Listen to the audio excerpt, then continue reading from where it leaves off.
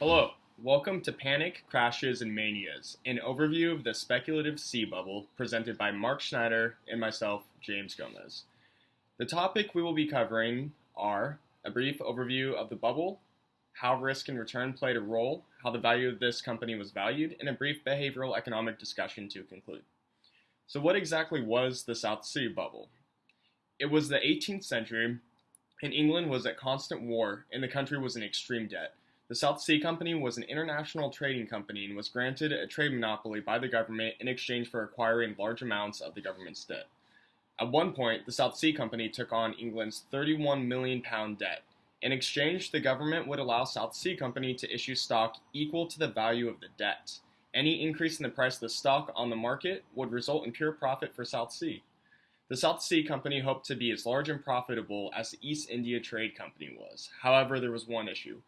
The monopoly the South Sea Company was granted proved to be incredibly unfruitful, resulting in nearly no actual trade. As such, the only source of revenue for the South Sea Company was an increase in share price. Therefore, the company had to ensure that the shares were consistently selling for more and more money over time. In order to keep the share prices on the rise, the company spread rumors throughout the country of potential riches that shareholders will acquire once the South Sea Company was able to tap into the gold and mineral-rich lands of South America and the West Indies. The company also enticed people to purchase stock by offering purchase schemes such as 20% down and payments on the balance every 2 months. This encouraged people to buy substantially more stock than they could actually afford, and to sell it after 2 months before their first payment was due, pocketing the profit. This cycle continued as members of every level of society purchased South Sea stock, continuously pushing the price of the stock higher and higher.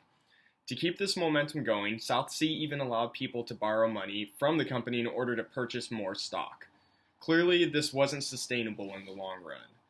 Because of the money that the company was paying out in dividends and all of the money that the company spent on bribing political leaders, the South Sea Company was being bled dry. At one point, the scheme got so out of control that the company would have owed shareholders more money than there actually was in the entire company of Britain. Over the course of 7 months, the stock of South Sea increased from $100 a share to nearly $1,000 a share, and all based off of speculation. At this point, the company was selling the shares for only 10% down and no payments for a year. This too good to be true purchase option became exactly just that. Too good to be true.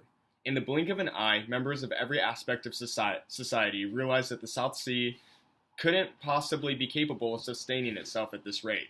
This resulted in a massive sell-off of the South Sea, and it basically instantly went bankrupt.